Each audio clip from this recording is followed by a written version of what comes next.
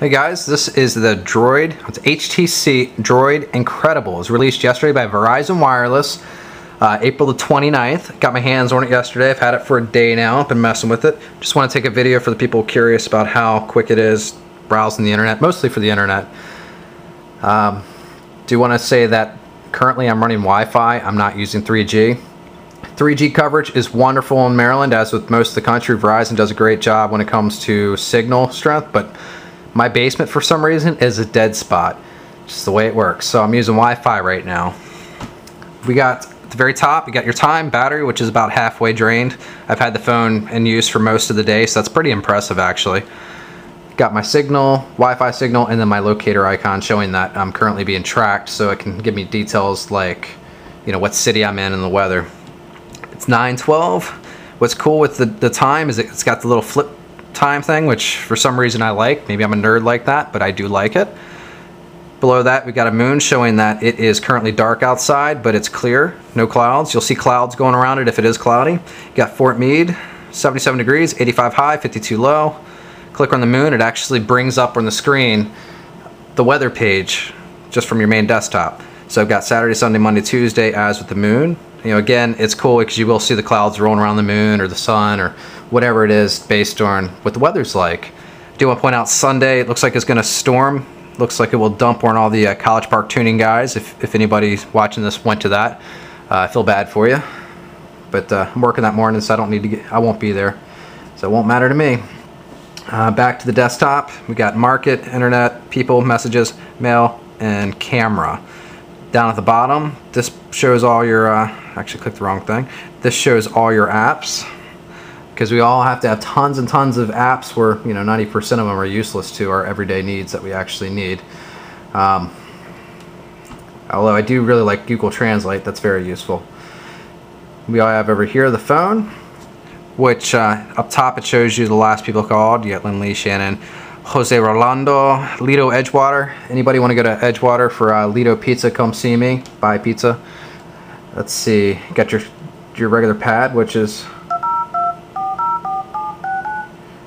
actually pretty quick. Pretty impressed with that. One thing I don't like is the fact that if you hit call, it calls the last person that you talk to. So let's go back to the main menu, the home screen. You hit phone and then call, that's all it takes. So mistake calls happen. I've had the phone a day and I've already called like 3 people and had to tell them, oh my bad, didn't mean to do that, or hang up on them and pretend that I never called them. Fortunately, caller ID these days doesn't allow for you to play it off. But yeah, hopefully there's a tweak. I haven't looked into the options. I might be able to set it up so you have to confirm a call, but it's definitely an issue if you're not careful. It does call people. Of course, you know, when it's in your pocket, it's turned off. When you turn it on, you can't do anything unless you actually drag this down. So it's only an issue when it's actually in your hand. The main thing for me is when I hang up with somebody, I go to put the phone away and then I call them again. That's where I'm having the problems. I do want to show to the left, if you scroll this to the left, you actually get your emails. You can scroll through the different emails, and what's cool is you can actually reply directly to the email from the home screen. Left of that, you have your calendar, Wi-Fi, Bluetooth. You turn it on and off, and there's a cat coming into the screen. It's actually a really nice feature to have on your desktop, because if you're worried about your battery, you can easily turn what you don't need on and off. To the right, you have favorites for your friends. You know, I can add contacts. I don't have a single friend on here. Yeah, I don't have any friends, but I have the phone. That's all I really need, I guess. And, you know, tons of apps to choose from, so I can brag about how cool I am because I have apps. Yay, I feel like an Apple guy. Next one over, you actually have your text. You can scroll through the different people that are texting you, and you can go through the conversations for each one, which I like. And over here, I don't have anything set up yet, so it's blank. I do want to mention that the phone comes with a bunch of templates, or I guess you would say themes. You can switch your desktop to fit your needs, whether it's business or traveling. If it's traveling, it's got a bunch of different clocks around that you set up for around the world. Business, you might have your email directly on your main screen, as with like the alarm clock reminders, things like that. A smaller clock, it fits everything in here, which is cool. I believe you can even set up the stocks and whatnot on your business page. But for my use, the basic generic default page works the best for me. I really like it. I'm actually using the default background. It just, for now, it works for me. I do want to go to camera next. I do want to point out that the camera is an 8 megapixel camera. That doesn't really mean anything. Megapixels doesn't directly relate to quality. It just means that it can take very big pictures. The one thing I do want to say is the shutter speed when the camera is really quick, and that's something that most phones do not do well. For instance, the BlackBerry Storm, you have to hold a button and it does this little scroll in, scroll out, and then boom, it takes it. Same thing for the Droid, the standard Droid. It has a little bit of a hesitation when you take the picture. But this shutter is really quick, which is why you have a cell phone camera, because you want to be able to pull it out of your pocket. Let's say I'm sitting on my porch and a squirrel jumps up with 2 nuts in its mouth. That's a perfect opportunity to take pictures of a squirrel with nuts in its mouth and Photoshop it for later use. I mean, you got to have a quick phone or a camera for that. Whenever I deal with the other phones, they just, not that I get a lot of squirrels with nuts in their mouth, but it basically takes too long. Whatever you're trying to shoot moves, and then you get a blurred picture. No good. Pull this up here. One of the things the reviewers point out is there's no shutter on top of the camera or the phone.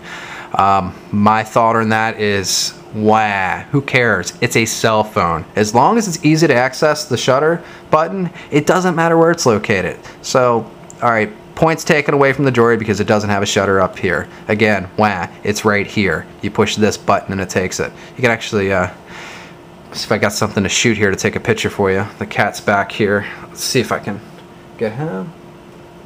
I mean, it's quick, and that's with the cat moving. It actually took the shot and it wasn't too blurred. Let's take another one. If I put my finger on it, I'll try to keep it in the camera this time, the screen. If I put my finger on the camera, I haven't pushed it yet, but I'm gonna go ahead and push it now. It just took the shot. And you can't really see it, but that's actually, well, at least from the back of the screen that I'm looking at right now, it doesn't look good, but it was good on my phone, or my end of things. So, the camera quality on this phone, as far as taking pictures without it blurring, it's awesome. You can actually change the ISO levels manually. You can also change a lot of different settings for the camera. It's really cool. I personally shoot with an SLR camera, so it's not a deal breaker to have high quality on a cell phone, but the fact that it has a fast shutter to be able to take really quick pictures without blurring, that's a big deal to me, and that's something that I've in the past been really upset about phones, because you go to take something, it's a one-time shot and you miss it.